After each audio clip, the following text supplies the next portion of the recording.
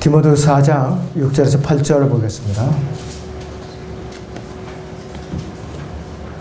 내가 이미 제물로 드려질 준비가 되어 있고 떠날 때가 이르렀도다. 내가 선한 싸움을 싸우고 달려갈 길을 마치고 믿음을 지켰으니 이후로는 나를 위하여 의미를 마련되어 있어 의로운 재판관이신 주께서 그날에 그것을 내가 주실 것이며 또 나뿐만 아니라 그의 나타나심 사모하는 모든 사람에게도 주실 것이라 그랬습니다. 오후의 주제 믿음의 선한 싸움을 싸우라 그랬습니다. 사도 바울이 이제 순교를 앞두고 자기가 평생 사역을 요약한 결산 보고서를 이제 작성하고 있는 것이. 사도 바울은 사도행전 20장에 26절과 27절에 보면은 오순절에 그 예루살렘으로 오순절에 이제 참여하기 위해서 아카야 선지자를 통해서 하나 성령께서 막았거든요. 올라가지 말라고. 올라가면 결박되려는데도 불구하고 에베소로 장로들을 불러서 이렇게 당부하고 있어요. 그러므로 내가 오늘 너희에게 증거하노니 모든 사람의 피로부터 내가 깨끗하니 이랬습니다. 이는 내가 하나님의 모든 계획을 조금도 주저함 없이 너희에게 전해주었음이라 했습니다. 모든 사람의 피로부터 내가 깨끗하다고 그랬는데 누가 감히 이렇게 자세히 또 자신 있게 모든 사람의 피로부터 내가 깨끗하다 이렇게 얘기할 수 있는가? 여러분도 그렇게 할 수 있느냐? 없어요. 사도 바울만이 가능한 거예요. 예수님 다음으로 사도 바울만이. 이는 내가 하나님의 모든 계획을 조금도 주저함이 없이 너희에게 전해주었다. 이렇게 하나도 남김없이. 하나님의 모든 계획은 창조부터 시작해갖고 그 다음에 이 교회, 그 다음에 이 예수님과 초림과 재림, 또 우리 휴고, 그리스도 심판서, 그 다음에 대환란, 재림, 지상 천년왕국, 영원, 세계 이르기까지 하나님의 모든 계획을 알려준 거예요. 그 당시에 벌써. 하나님 앞에 아무런 거릴 게 없어 자신의 입장을 밝히고 있어요. 사도 바울은 신약 성경 전통원의 진원지 안티옥 교회를 기지로 삼아서 가장 위대하고 가장 활약을 아주 넘치도록 많이 했던 전도자이고 교사이고 선교사였었어요. 믿음의 경기에 시작을 할 때 출발선상에서 이 출발 신호 딱총을 쏘거나 호각을 불 때에 출발하는 사람들은 많아요. 결승점에 들어오는 사람들은 드물다 이거예요. 여러분들은 어디 무슨 마라톤 대회할 때 사람들 아주 무서운 사람이 출발하죠. 무서운 사람이. 그러나 결승점에 보면은 거기에 10분의 1도 안 돼요. 그것도 많죠. 10분의 1도. 그래서 마라톤 경기에 특별히 이제 그렇다고요. 괜히 애꿎지게 그 사람도 가지도 못해 교통체증만 그냥 일으키는 거예요. 그렇게 달리지도 못하고 중간에 가로막고서. 출발선상에서 많은 경기자들이 출발한다 이것이. 출발하자마자 도중에서 기권하는 선수도 있어요. 달리는 도중에 몸이 또 아파서 포기하는 선수도 있다 이것이. 다른 선수가 넘어지는 바로 자기도 걸려서 같이 엉켜서 넘어져갖고, 응? 그래갖고 부상을 입어서 중간에 포기하는 사람도 있어요. 힘이 드니까 부정한 방법으로 골인 지점까지 가까이 이제 와갖고 골인 지점에서 안인 채우고 뛰어들어가는 사람. 약물을 복용해가지고서 그 힘에 의지했다가 발각되어서 선수 자격이 박탈되고 메달까지 뺏기는 사람. 그걸 갖다 도핑 테스트라고요. 약물 검사 시험.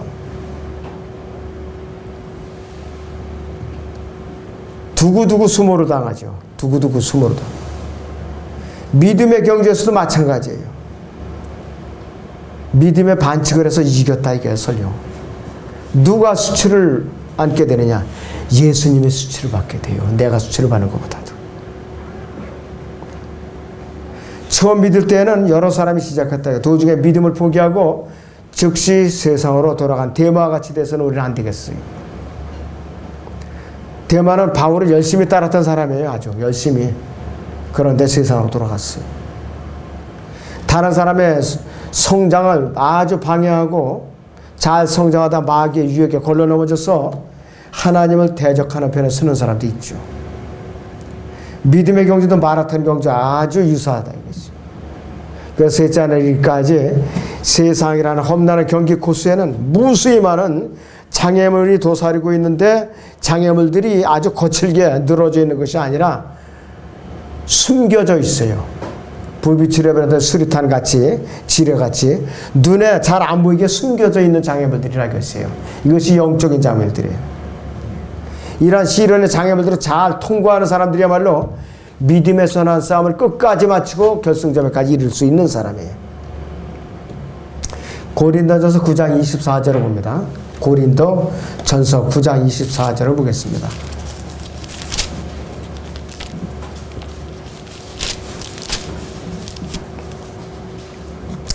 경기장에서 달리는 사람들이 모두 달릴지라도 한 사람만이 상을 받는 것은 너희가 알지 못하느냐. 그러므로 너희도 상을 얻게 되도록 달리라 그랬습니다.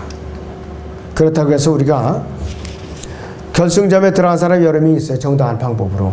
그 사람들이 상을 다 뺏기느냐? 아니죠. 한 사람만 주는 것이 아니라 그리스도의 심판석은 합법적인 방법으로 믿음의 경주를 잘 마친 사람들은 누구든지 인원수에 관계없이 상을 다 주세요.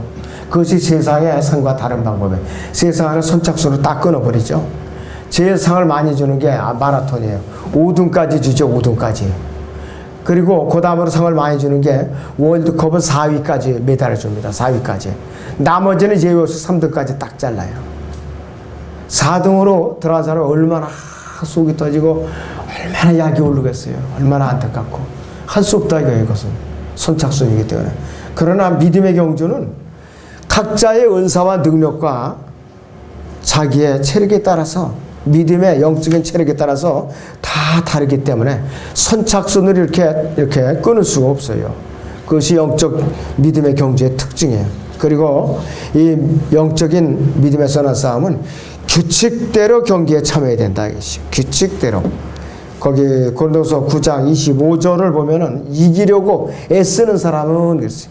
이기려고 애쓰는 사람은 누구나 모든 일에 차지하나니 이제 그들은 썩어질 면류관을 받으려 하지 않고 우리는 썩지 않을 면류관을 받고자 함이라 그랬습니다. 여기서 에브리맨이라고 그랬어요. 에브리맨. 여기서는 예외된 사람이 없어요. 예외 없는 모든 사람을 말하는 것이에요. 여기서 이기려고 애쓰는 사람이라고 했어요. 그래서 all하고 every하고 지금 뭐가 다른 것 같더니 그런 뉘앙스가 있더라고요. 그런 뉘앙스가. 마라톤 경기자가 지정된 유니폼을 입고 지정된 코스로 따라서 달려야 되지. 믿음의 또 경주에서도 마찬가지예요. 변개되지 않은 바른 성경을 사용해서 복음을 전파하고 교리를 가르치고 그리고 또 그들을 갖다 양육시켜야 되는 것이요. 잘못된 성경을 갖다가 사용해 가지고서 교리를 갖다 잘못 가르치면 그 사람이 주님의 일꾼이 되게 아니라 마귀 편에서 독사로서 물어뜯는 거예요. 물어뜯는 거라겠어요. 그러니까는 사람들을 갖다 잘못 가르쳐 놓으니까 기용화를 잘 안 하는 거예요. 바로 잡히질 않아요. 그런 사람들이.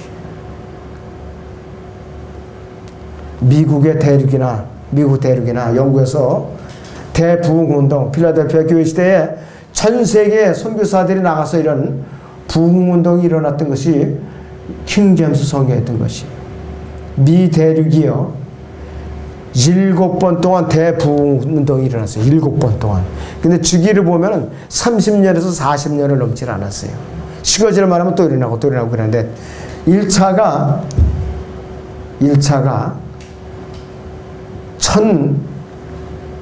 1740년경에 일어났어요. 조나단 에드워드에 의해서. 2차 영적 부흥은 찰스 피니에 의해서 1800년대에 일어났어요. 그리고 3차는 컴벌랜드 밸리에 의해서 1810년에 일어났고 4차는 남북 전쟁 당시에 남부 군대의 군사들에 의해서 1860년대에 일어났어요. 그러니까 아브라함 링컨의 군대는 뭐냐? 하나님께 칭찬을 받는 군대가 아니었었어요. 5차 부흥운동은 D.L. 무디에서 1890년대에 일어났고 6차 부흥운동이 빌리 썬데이에서 1920년대에 일어났고 7차 부흥운동이 빌리 그램에서 1950년대에 일어났었어요. 그리고 나서 배교하면서 성서 침례교회가 분리돼 나온 것이에요. 거기서.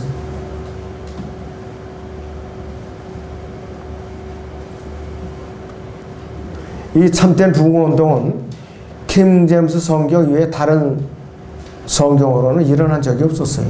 일어난 적이 없었다 그랬습니다. 영국은 조지 피필드와 존 웨슬리에서 대부흥운동이 일어났어요. 그래갖고 영국이 멸망 직전, 영국이 대폭동이 일어나고 혁명이 일어날 뻔했는데 이 두 사람에 의해서 영적 부흥운동에서 영국을 살려냈어요.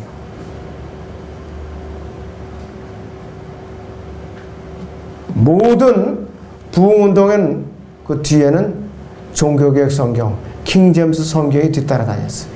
킹 제임스 성경. 그런데 이러한 부흥운동은 뭐냐 했어요. 미국이나 영국이나 기독대학, 기독신학원에서 영어 킹 제임스 성경을 거부하면서 끝났어요. 거부하면서 끝났다 했어요. 변개된 알렉산드리아 사본에서 번역된 성서들을 사용하면서 전 세계적인 부흥운동이 막을 내리고 말았어요. 그게 언제나 1931년과 2년 사이에 금주법이 해제되면서 그때부터 이제 무너지기 시작해갖고 우리나라의 유교동란이 일어나면서 끝났어요. 완전히. 그러면서 끝났다. 그래서 완전히 얼음장처럼 식어버리게 월남전이 팽함하면서 완전히 식어버렸어요. 월남전이 패방하면서. 자, 그래서 이 엉터리 성경들이 어떤 일을 해낸가? 전 세계에 파송된 선교사들이 극단적 칼빈주의를 가르치거나 은사주의를 가르치거나 자기 교단의 교세를 확장하기 위한 목적으로 선교 현장에 많은 사람들을 갖다 보낸 거예요. 하나님의 바른 말씀과 바른 교리를 제쳐두고 사랑과 나눔과 교제를 앞세웠던 것이에요. 또 선교사들을 파송한 선교단체들이 그런 짓을 했는가 하면은 선교사들을 기껏 파송하고 나서도 생활비를 안 보내준 거예요. 네가 자배랑 선교사를 해라. 살아남아라 이것이에요. 안 되죠. 철수할 수밖에 없었던 것이에요. 그렇기 때문에 안티옥 사본의 뒤를 갖다 고천히 끈질기게 알렉산드리아 변개된 사본, 거기서 번역된 영어 사본들을 계속 쫓아다니게, 지금도 마찬가지로 열심히 뒤쫓으면서 해방을 하고 있다 이것이. 자, 그래서 우리 교회도 여러 사람이 거쳐갔어요. 선교의 열정을 가지고 온 사람도 있었고 가족의 방해에도 불구하고 헌신했던 사람들도 있었어요.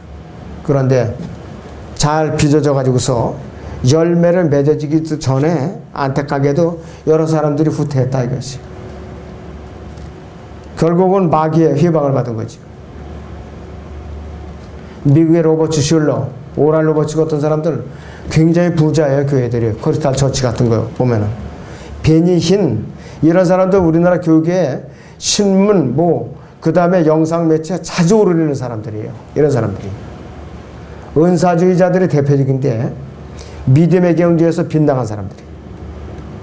우리나라에서 가장 큰 오순절 교회 은사주의 이 목사님 있죠. 유명한 목사님. 중남미 동구권, 그 당시에 소련이 무너지지 않았어. 당시에 동구권, 일본 등의 교포들에게 부지런히 전하는데 뭘 전하느냐. 삼박자 신앙, 오중주 축복 열심히 전했어요. 많은 사람들을 진리의 길에서 빗나가도록 이끈 장본인이에요. 또 어느 교회는 캐나다에서 시작된 비냐드 운동, 신사도 운동까지 열심히 들어갔고 지금도 버티고 있어요. 지금도. 이것 또한 하나님께 대적하는 아주 엄청난 죄악이에요. 이 민족을 갖다 완전히 이 지옥으로 몰고 가는 엄청난 하나님을 대적하는 짓이라 이것이에요.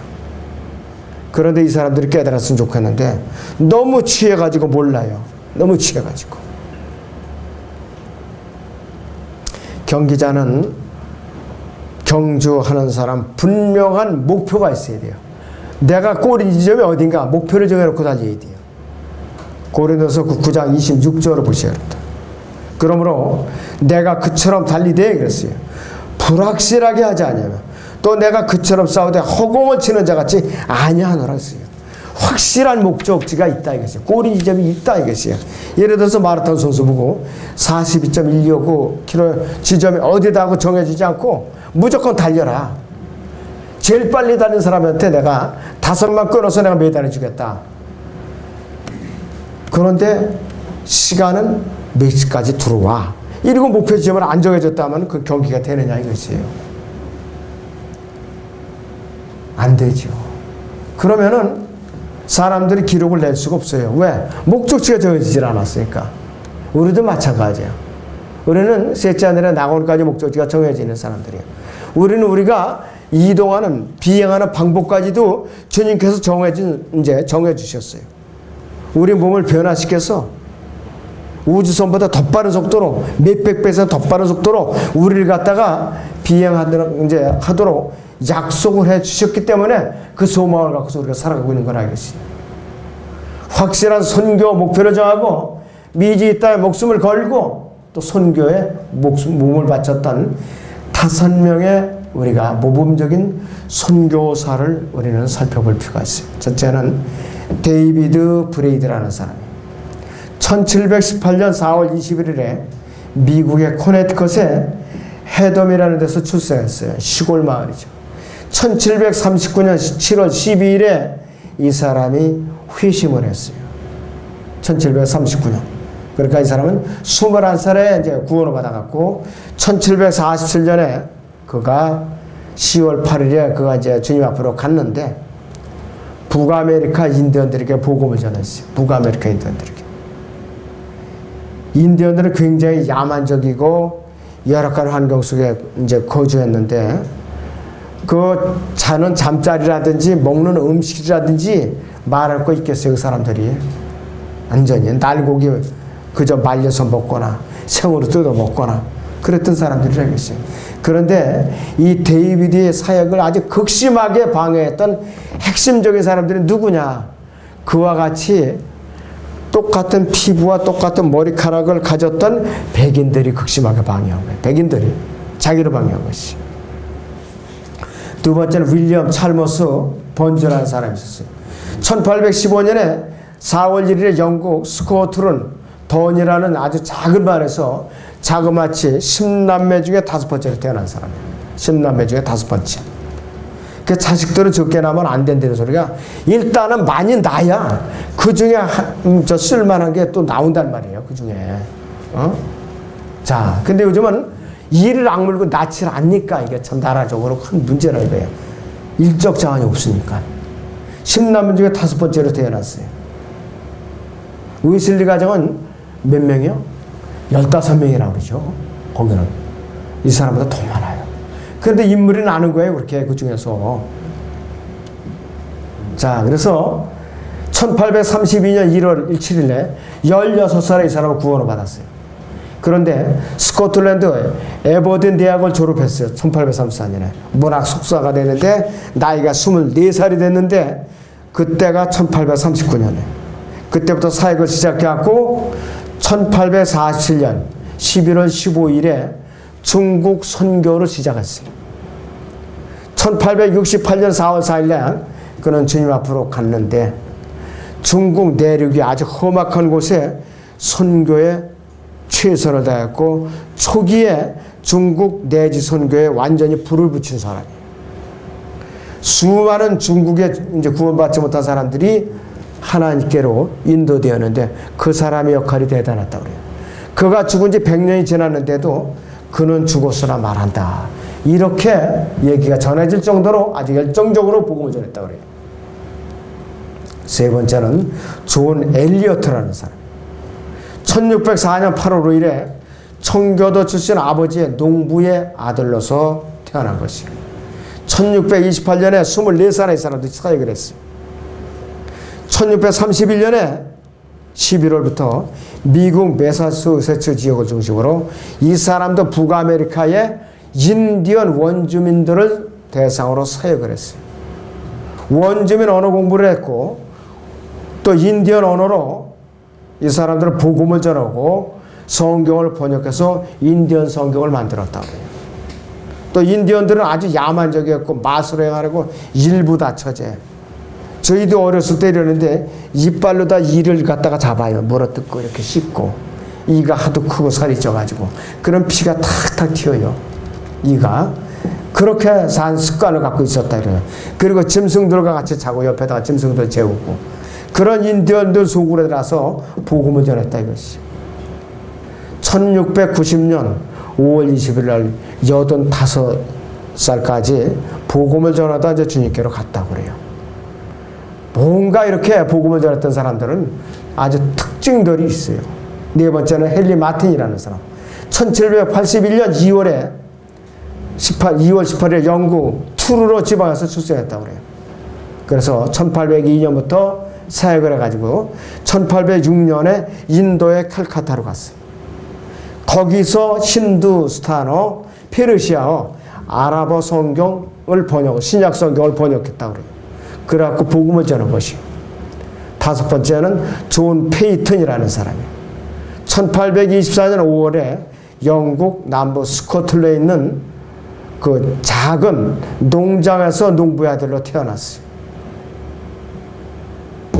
하나님의 소원을 받아서 1858년에 조국을 떠나가지고서 그는 1907년 1월 28일에 숨을 거둘 때까지 어디 가서 사역을 했느냐.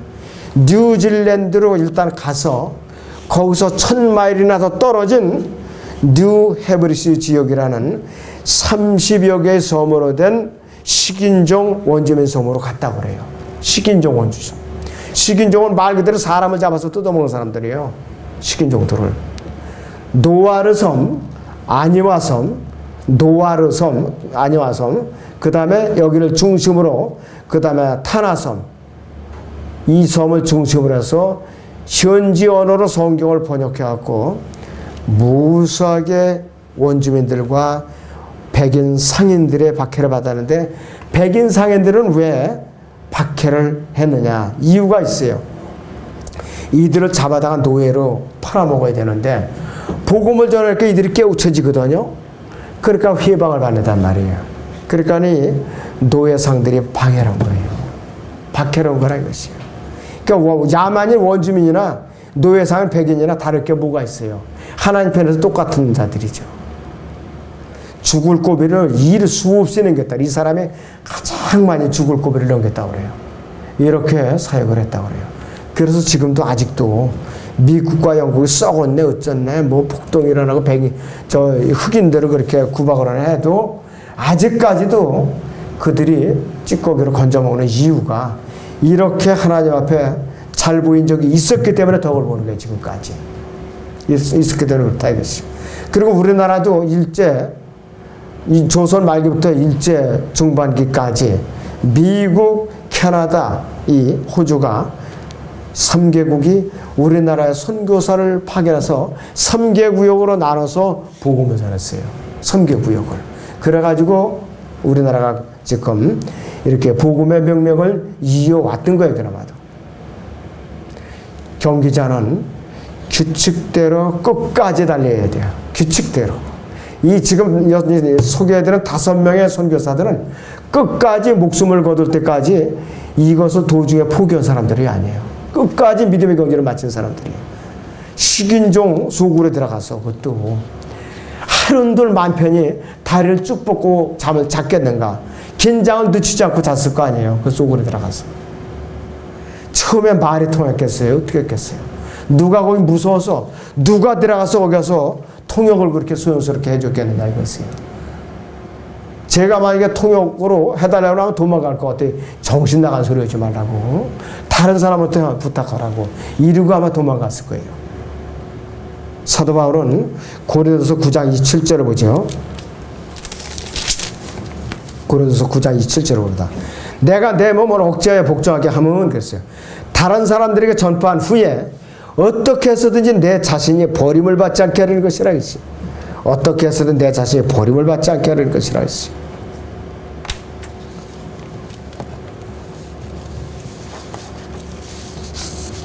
우리는 대마처럼 세상을 향해서 믿음을 포기하고 돌아가면 안 돼요. 믿음의 선한 싸움은 지속적으로 끝까지 계속되면 우리에게 유업이 있는 것이. 도중에 포기하면 마귀에게 승리를 하게 되고 또 하나님의 영광을 가리게 되는 것이요. 영국과 미 대륙의 부흥을 휩쓸었던 영국의 두 거장들이 있어요. 조지 피필드와 존 위슬리. 이들의 사역은 바울이 감옥에 갇힌 것을 제외하고는 바울 사역에 필적할 정도로 그렇게 아주 열정적으로 복음을 전했다고 그래요. 두 사람 다 돌로 맞아서 죽을 뻔했고 채찍과 몽둥이를 맞는 걸 보통이고 설교하는 곳에는 의뢰 폭동이 일어났고 두 사람이 다 하나님에 대한 회개와 예수에 대한 믿음을 설교했는데 복음 전파에 너무나도 열중하니까 자기 목에서 피가 나오는 것도 모르고 설교를 했다고 그래요. 자기 목에서. 거리에서 야외에서 설교하는 것이 기본적인데 또 이 중에 한 사람은 50년을 사역을 하면서 일주일에 20번이나 설교를 했다 이것이. 일주일에. 자, 조지 피필드는 1714년에 태어났어요. 1770년까지 살았는데 56세 살았죠. 56세. 1757년에는 이런 일이 다 있어요. 영국 더블린에서 교황 추종자들에게 복음을 전파하다가 온몸에 피투성이가 되도록 돌에 맞아서 실신을 했다고 그래요. 너무 돌에 맞아가지고. 그리고 존 웨슬리는 1년에 말을 타고 72,000km 이상을 달렸다고 그래요. 72,000km. 18,000명 이상 상대로 2만 번의 설교를 했다고 그래요. 2만 번. 아침 5시 이전에 일어나가지고서 그때부터 이제 입을 열어갖고 말씀을 전했다고 그래요. 조지 피필드는 한 성공의 감독에 의해서 15명이나 사람들을 미치겠다. 당시에 이 사람들에게 복음을 전해서 미치게 해놨으니까 책임을 지시오. 이런 비난을 다 받았다고 그래요. 영적인 일인데 어떻게 책임을 져요, 그거를. 자. 그리고 존 위슬리는 자기 아내를 이렇게 표현해서 사랑하는 아내를 표현했어요. 누구한테 편지 가면 의뢰 부인이 훔쳐서 읽어요. 훔쳐서. 그리고 또 설교하고 있는 도중에 가만히 하나 있으면 좋겠는데 벌떡 일어나고 그는 위선자라 이거. 저 사람 위선자요.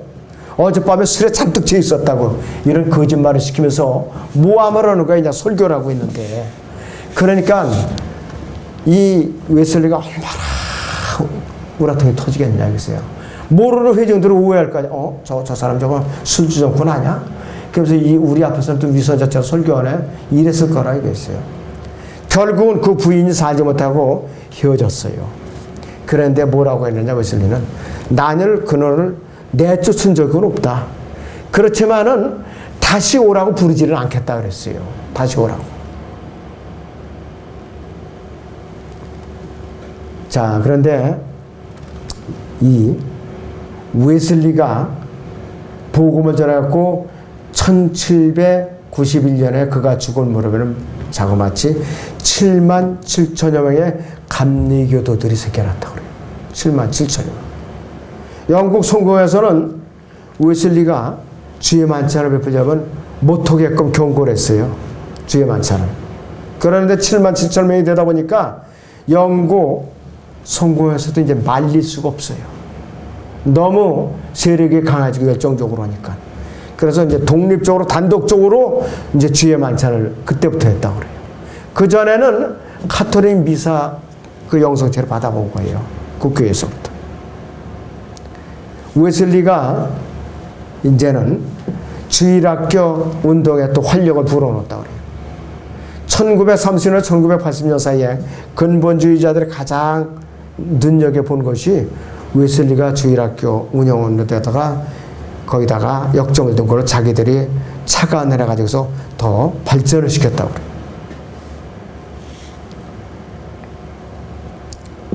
자, 그래서 존 웨슬리는 1611년에 나온 킹제임스 성경을 거리로 이제 갖고 다니면서 설교를 했는데 영국을 혁명의 돌풍에서 건져냈다. 이래요. 그렇지 않으면 영국은 무너졌을 거라 이거지. 그런데 벌써 웨슬리가 설교할 때는 킹제임스 성경에 나온 지 120년이 지난 후예요. 120년이.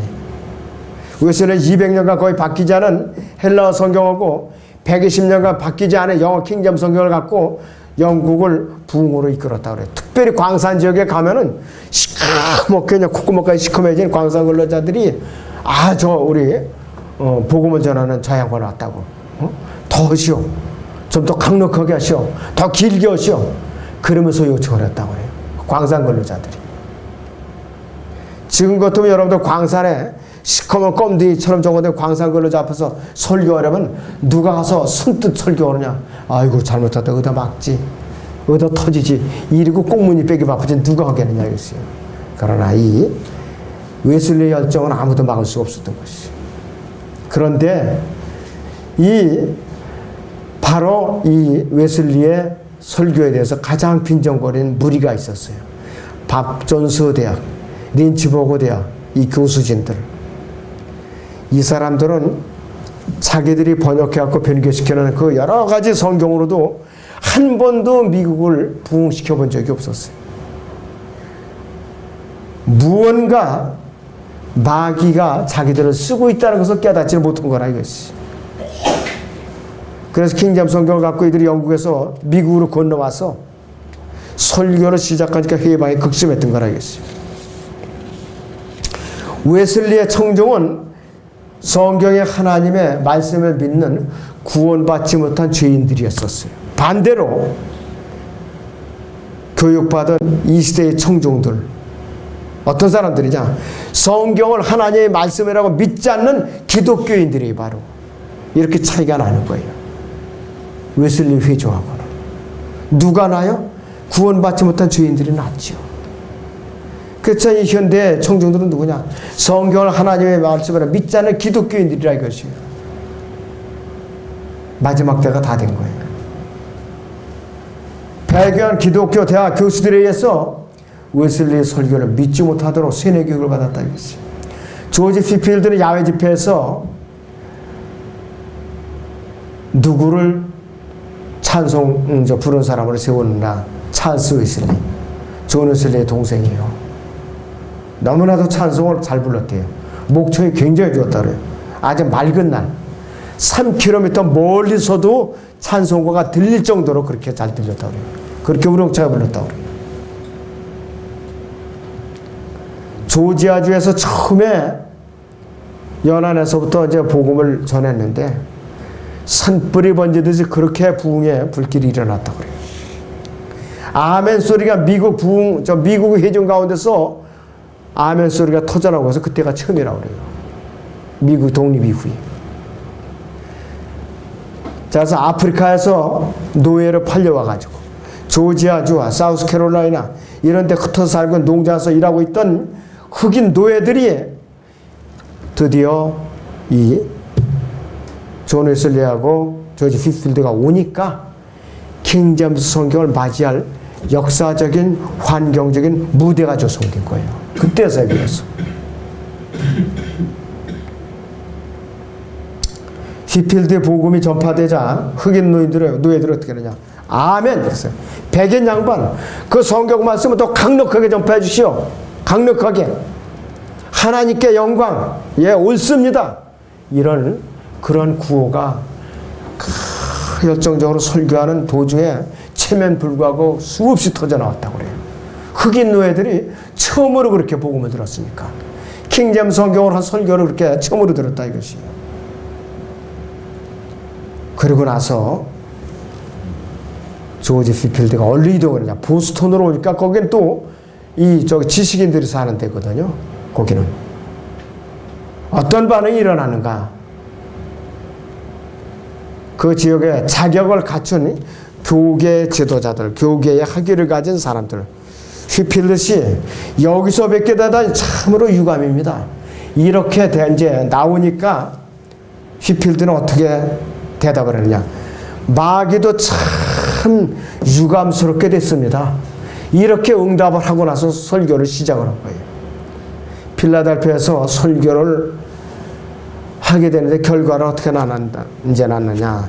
댄스 교습소, 극장, 음악당, 우리를 말하면 이제 노래방 같은 거, PC방 이런 거죠. 복음과 합당하지 않은 걸로 간주되어 가지고서 문을 닫을 정도가 됐다고 그래요. 거의 다 그냥 아이고 이거 안 되겠다. 도저히 이제 여기가 완전히 필라델피아가 멸망당하겠다. 문을 닫게 됐다 이것이. 그런데 휘필드를 가장 강력하게 회방하고 그를 가장 대적했던 정통의 지팡이 믿음의 요새를 자처한다는 주인공이 누구냐? 예일대학 교수들이었다. 그 당시 예일대학 교수들. 예일대학생들은 휘필드의 설교를 듣지 못하도록 교수들이 강력하게 경고를 했다. 절대로 듣지 말라고. 뭐냐? 휘필드의 행동과 열정이 너무나도 지나치니까 너희도 잘못하면 거기 빠져들어. 너희들도 그러면 미친 사람들이니까 가지 마라. 이렇게 된 것이에요. 이렇게. 자, 그래서 복음 전파, 한 사람에서 복음이 전파되고 또 이제 교육을 이제 가르치죠. 기관을 세워서. 그 다음에 이제 문화가 들어와요. 그 다음에 이제 배교가 되면은 다시 이제 뒤풀이 되면서 악순환이 되는 거예요. 지금은 이제 완전히 악순환이 되다 못해 이제 완전히 이교도로 돌아갈 판이에요. 우리나라 똑같은 현상이라 이것이. 예일대학은 오늘날 밥선수대학처럼 기념비나 마찬가지. 기념비. 조지 휘필드는 살았을 때의 모습처럼 그는 숨을 거뒀다 그래요. 혼신의 힘을 다해서 이제 설교를 했는데 그에게 문병으로 온 사람들에게도 들어놓아서 설교를 했다고 그래요. 촛불이 다 타가는데도. 그러면서 하나님께 뭐라고 그랬는가 알겠어요. 주님, 저는 주님의 일을 하다가 몸이 지쳐 있습니다.